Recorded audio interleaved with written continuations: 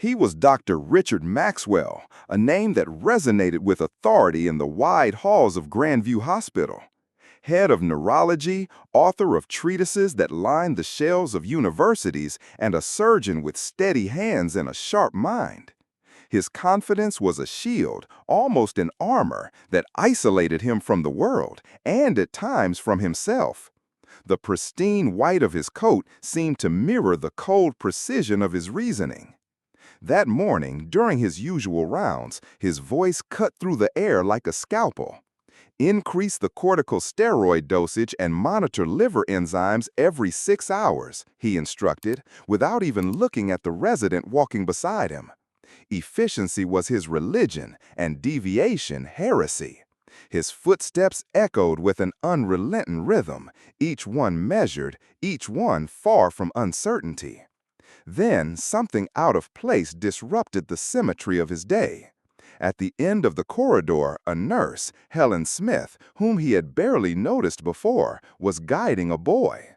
A skinny boy, maybe 12 years old, with his eyes fixed on the floor and a human anatomy book that seemed far too big for his small hands.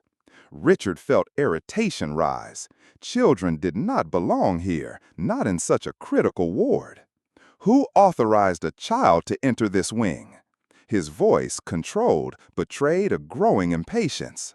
Helen turned, a serenity in her voice that was almost unsettling, despite the visible tension. "Dr. Maxwell, this is my son Matthew.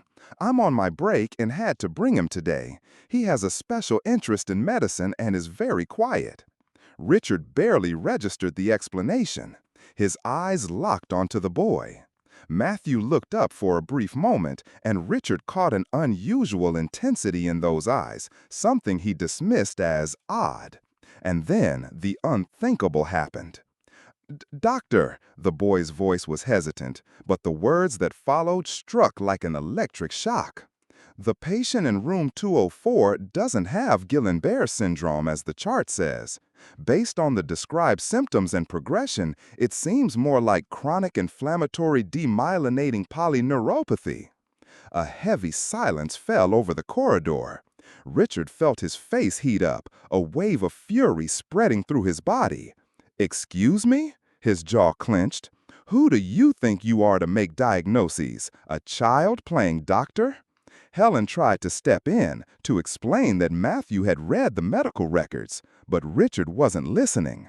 His eyes locked onto the boy's repetitive movements, a subtle rocking he interpreted as a flaw. "This is no place for children, much less for someone with evident limitations. Remove him immediately, or I will speak to administration about your professional conduct." The final line was delivered with calculated coldness and implicit warning. He saw Matthew's eyes well up, but the tears didn't fall. The boy's body stiffened, clutching the book like a shield. Helen tried to argue. "My son is autistic. He doesn't have intellectual limitations. On the contrary, he has a photographic memory." But Richard had already turned away, the contempt sealing the conversation. As Helen walked away with her son, a barely audible whisper reached Richard's ears, a phrase that would haunt him. "You're wrong about the patient in 204, and one day you'll need me." He dismissed it as the bravado of a child, but the image of Matthew's intense eyes remained etched in his mind. Have you ever been judged for your differences or uniqueness? If you've felt the weight of prejudice like Matthew, comment respect below. The greatest abilities often hide behind what appear to be limitations. The sound of Richard Maxwell's keys landing on the console table of his luxurious Ashford Manor residence was muffled by the weight of an exhausted sigh. The tie squeezed his neck, but it was the knot in his throat that truly choked him. The house, vast and silent, was filled only with the intermittent beeping of monitors upstairs, a mournful melody dictating the rhythm of his life. "Margaret, I'm home," Richard's voice echoed, more a plea than an announcement. The private nurse emerged from the bedroom, her usually impassive face tinged with barely concealed concern. Dr. Maxwell, Lucas had another episode today. It lasted 4 minutes, longer than the last one. Richard's stomach sank, a familiar fear, cold and paralyzing. He entered Lucas's room, a sanctuary of hope and despair. There lay his 10-year-old son, asleep, tubes and wires clashing brutally with the superhero posters on the walls. The irony was a bleeding wound, the city's most renowned neurologist, powerless to heal his own child. "The vitals?" Richard asked, slipping into the role of doctor, a mask for the desperate father crumbling inside. It was easier to be the doctor. "Stable now, but the low-grade fever persists. Dr. Hoffman called. He wants to discuss the latest tests." Richard simply nodded, tracing his fingers through Lucas's dark hair.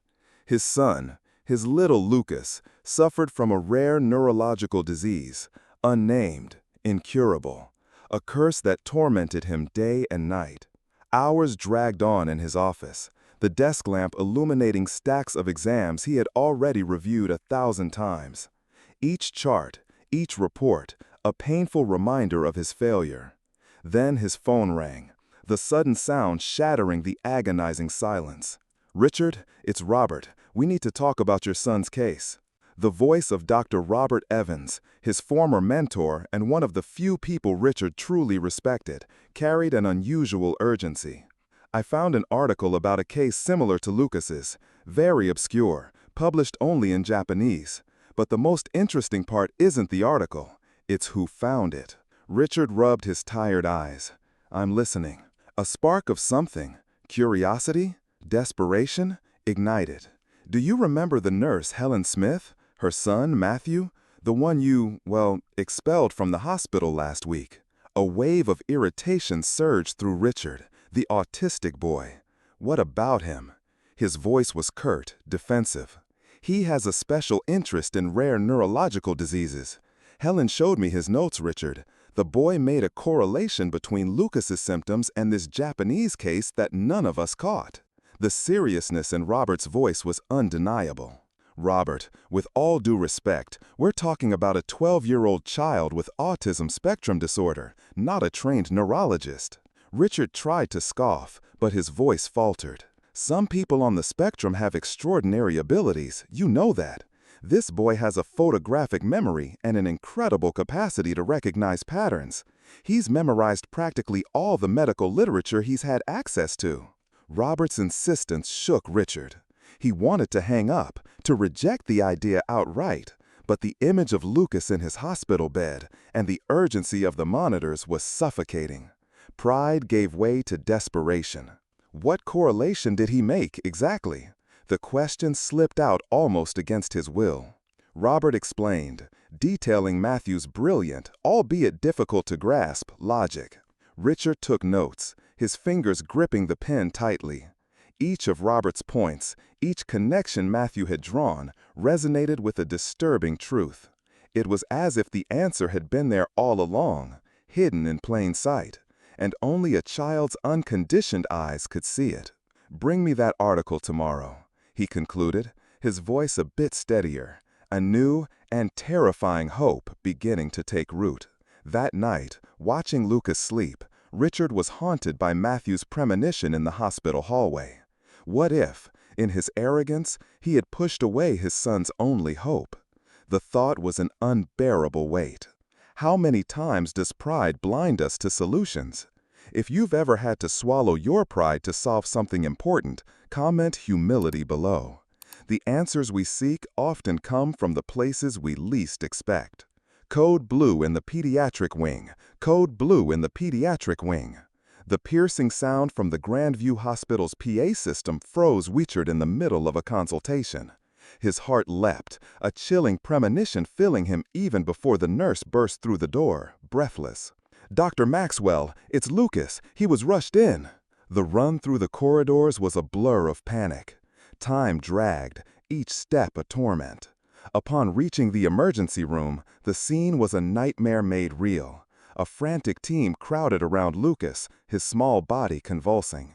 "Status," Richard demanded, his voice hoarse, instantly taking command, though his body betrayed the polished professionalism. Generalized tonic-clonic seizure lasting over 5 minutes, unresponsive to diazepam, temperature at 39.8, elevated intracranial pressure. The reports tumbled out, each word a dagger. Phenobarbital 15 milligrams per kilogram now, prepare mannitol to reduce pressure. The orders came almost mechanically as Richard pulled on gloves, his hands slightly trembling. The drugs, which under normal circumstances would have been effective, seemed powerless. 20 excruciating minutes passed, and although Lucas was stabilized, he did not regain consciousness. I want an MRI with spectroscopy and a new autoantibody panel immediately, Richard instructed as he accompanied his son to the pediatric ICU. In the hallway, he leaned against the cold wall, his legs weakening. The renowned neurologist felt, for the first time in his career, the bitter taste of complete helplessness. The world around him seemed to collapse. Then, his eyes met Helen Smith's, arriving for her shift. She hesitated, but the devastation on Richard's face drew her closer. "It's your son, isn't it?" Her voice was soft, laced with a compassion Richard knew he didn't deserve. "I heard about the emergency. I'm so sorry." Richard only nodded, unable to speak. His throat tightened, words trapped. "If there's anything I can do," Helen offered. "The boy," Richard murmured, barely audible, his voice tearing itself apart. "Your son, Robert mentioned a Japanese article." Pride, that once impenetrable wall, was finally crumbling. Helen looked at him, surprised by the sudden shift in his demeanor. "Matthew has done a lot of research on your son's case since he found out. He has a special interest in rare neurological disorders." "I need to see those correlations he made," Richard admitted, the confession hurting like swallowing sand. "Lucas isn't responding to conventional treatments. I'm losing my son, Helen." The last sentence came out as a broken whisper, the image of his son in the ICU overshadowing everything. At that moment, Dr. Robert Evans appeared, his face grave, as he was informed about Lucas's worsening condition. "Richard, we need to try unconventional approaches now. You know the protocols as well as I do, and none of them are working." "And what are you suggesting?" Richard's frustration overflowed. "Talk to Matthew, without prejudice this time. The boy sees connections that we, with our traditional medical lens, often miss." Richard closed his eyes, taking a deep breath. His mind screamed. His training, his experience, his pride, all of it recoiled at the idea of consulting an autistic child on such a complex case. But his love for Lucas, pure and overwhelming, overpowered it all. It was the only thing that mattered now. "Helen," he finally said, his voice carrying the weight of a decision that would change his life, "would it be possible for me to speak with your son today? How many times does pride blind us to solutions? If you've ever had to swallow your pride to solve something important, comment humility below. The answers we seek often come from the places we least expect." Richard Maxwell could never have imagined himself there, standing before the plain door of an apartment in the Northwood Apartments, a housing complex on the outskirts of the city. He, who frequented luxurious conferences and pristine clinics, now waited anxiously to be welcomed into the modest home of a nurse. The scent of homemade spices, so different from hospital ether, lingered in the air. "Thank you for receiving me, Helen," he said as the door opened. The contrast between his imported car outside and the cozy simplicity inside was striking, a vivid reminder of the bubble he had lived in. Helen led him into the living room, where a cup of coffee was already waiting. "Matthew is in his room. I need to prepare him before you go in. Changes in routine and unexpected visitors can be unsettling for him." Her explanation was filled with a patience Richard was beginning to admire. As he waited, his eyes landed on a bookshelf. They weren't decorative books, but piles of academic merit certificates and science Olympiad medals, all bearing the name Matthew. He saw a photo of the boy, younger, smiling shyly at a science fair. Those eyes, which Richard had once dismissed as odd in the hospital, now seemed to shine with an intelligence he had never allowed himself to see. A sharp pang of regret struck him. Minutes later, Helen returned. He agreed to talk, but he has a few conditions. Low ambient lighting, no strong perfumes, and you must speak directly. No metaphors or sarcasm. Richard nodded, anxiety building. Upon entering the room, Richard almost lost his breath.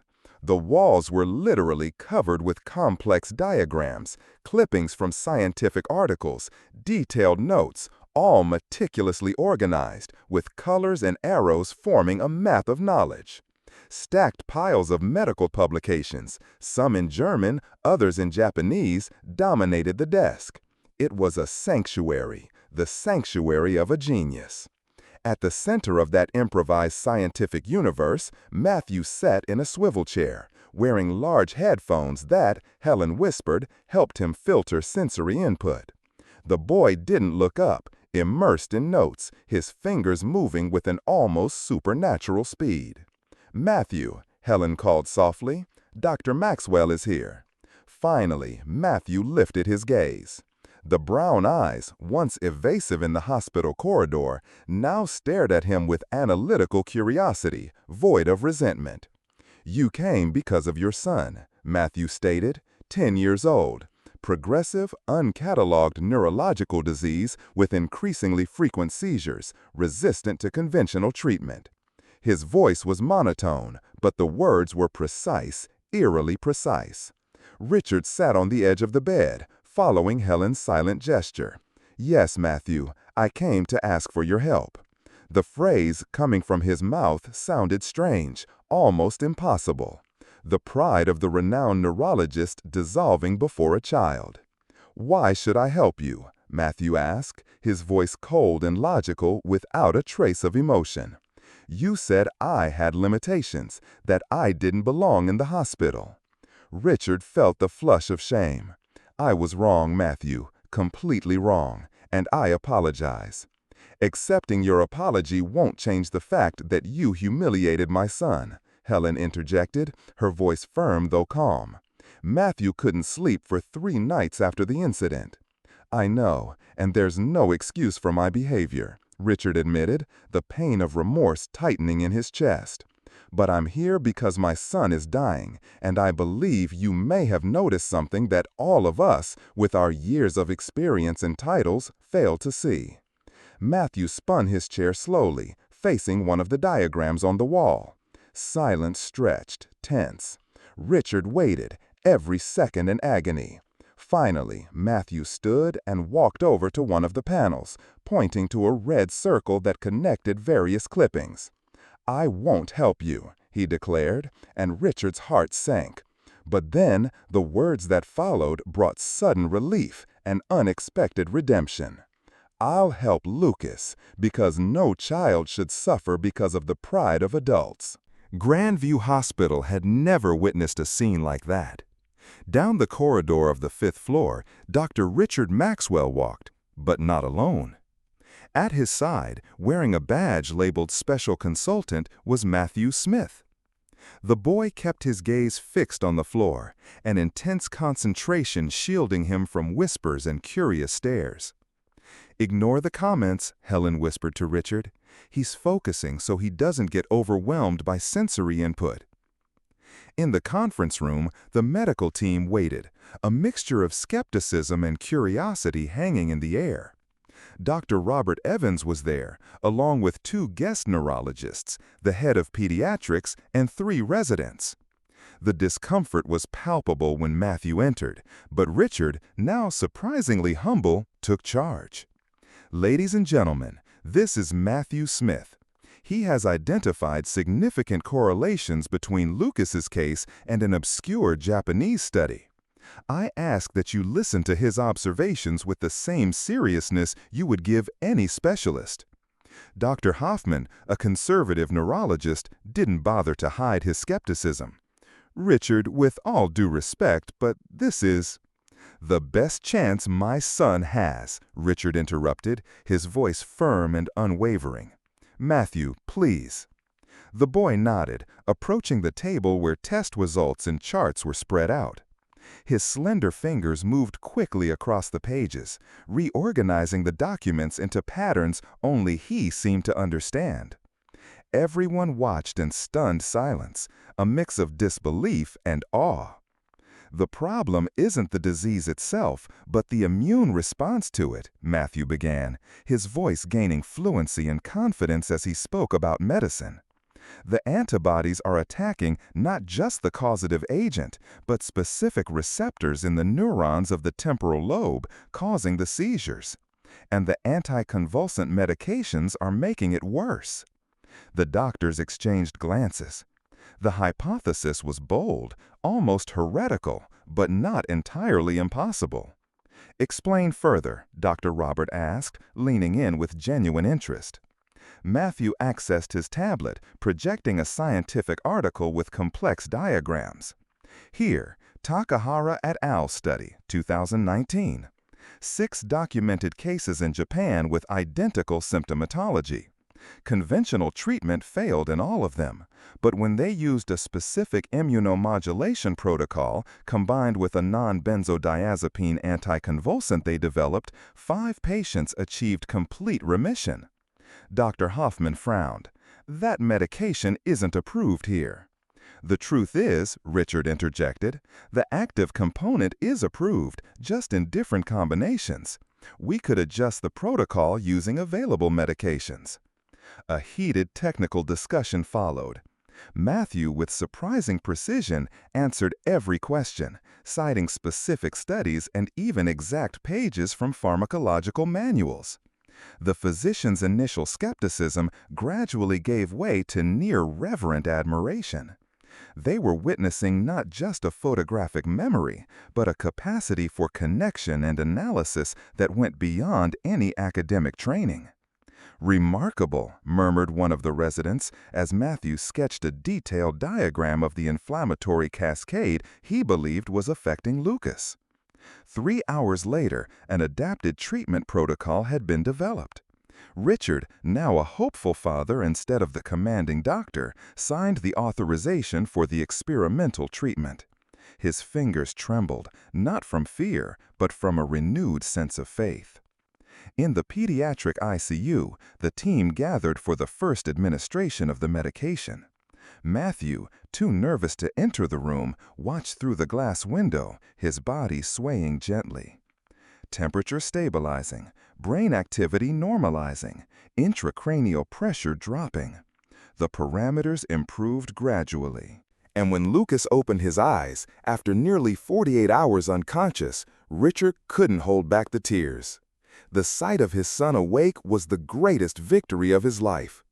Through the glass, his gaze met Matthew's. Without a word, the once arrogant doctor did something he rarely did, a silent gesture of deep gratitude. Isn't it amazing how the greatest ideas sometimes come from those we least expect? Have you ever been underestimated and later surprised everyone with your talent? Comment potential below to inspire others who might be judged for their differences.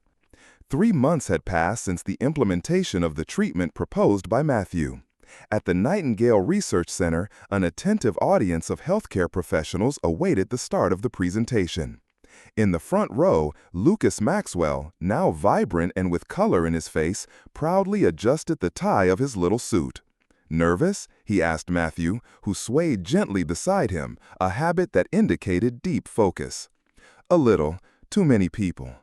"You're going to crush it," Lucas assured him, with the kind of genuine admiration only children possess. "You saved my life, you know. My dad told me everything." Richard Maxwell stepped onto the stage. His usual authoritative posture, now softened by newfound humility, surprised those who had known him for years. "Welcome to the first symposium on neurodivergent approaches in medicine," he began, his voice clear and resonant. "A few months ago, I believed I knew everything there was to know about neurology. I was wrong." His eyes found Matthew's in the audience. My son Lucas is alive today thanks to someone who, in my arrogance, I once deemed incapable of contributing to medicine because of his autism diagnosis." A murmur rippled through the audience, a mixture of surprise and understanding. Richard continued, detailing how Matthew's unique perspective, exceptional memory, and ability to spot hidden patterns had led to a diagnosis and treatment that none of the consulted specialists had managed to formulate. He spoke about the importance of looking beyond appearances, of valuing different forms of intelligence and perception. "It is with great honor that I officially announce the Neurodiversity in Healthcare program, which will identify and nurture exceptional talents in youth on the autism spectrum and with other neurodivergences, offering mentorship and research opportunities." Helen, seated beside Matthew, squeezed her son's hand proudly as silent tears streamed down her face. It was validation of a life, of a talent that had always been there. "And now," Richard continued, his voice thick with emotion, "I invite to the stage our first participant and truly the inspiration behind this program, Matthew Smith." The boy hesitated for a moment, all eyes on him. Lucas whispered something in his ear, a quiet encouragement that made him smile. With steady steps, Matthew climbed the stage to warm applause. With the help of meticulously prepared slides, the young man presented his analysis of Lucas's case and the methodology he developed to identify correlations in rare conditions. His explanation, though occasionally marked by pauses and minor difficulties with nonverbal communication, radiated undeniable brilliance, a mind that saw what others could not. At the end, Dr. Hoffman, the same man who had initially questioned Matthew's presence, was the first to rise in applause. Soon, the entire audience stood in a genuine ovation for the young genius. A week later, Richard stood at the window of his office at the Nightingale Research Center, watching as Matthew, under his supervision, led a study session with medical students. Matthew spoke with passion, his gestures soft, explaining complex concepts with impressive clarity. "Incredible how he comes alive when talking about medicine," noted Dr. Robert Evans, who had entered the room quietly. "He was always brilliant, Robert. He just needed someone to look beyond the diagnosis," Richard replied, a contented smile on his face. "I almost missed that opportunity. I almost lost my son because of my own prejudice." "But you learned, and now you're multiplying that lesson," Robert added. Richard's program had quickly gained recognition in the medical community. Other hospitals had already expressed interest in replicating it, and a research foundation had offered substantial funding to expand the initiative. Out in the hospital courtyard, now visible from the window, Lucas ran to join Matthew's group. It was incredible how the two had formed such an unlikely bond. The son of a famous neurologist and the son of a nurse, united by an experience that had transformed them both. "You know what Matthew told me the other day," Richard said, turning to Robert. "He never thought he could work in a real hospital because of his autism. How many extraordinary talents are we losing because of our limited perceptions?" Robert pondered. "And to think it all started with my worst trait, my pride. And it was healed by his best trait, his difference," Richard concluded, watching in admiration as Matthew patiently explained a complex concept to the students, his body gently swaying, his hands gesturing with enthusiasm. Different, unique, and absolutely brilliant in his own way. So, what did you think of this story of transformation and discovery? Leave your comment below and tell us which part touched your heart the most. Don't forget to like and subscribe to the channel so you don't miss our next inspiring stories. Share this with someone who needs to learn that apparent limitations can hide extraordinary talents.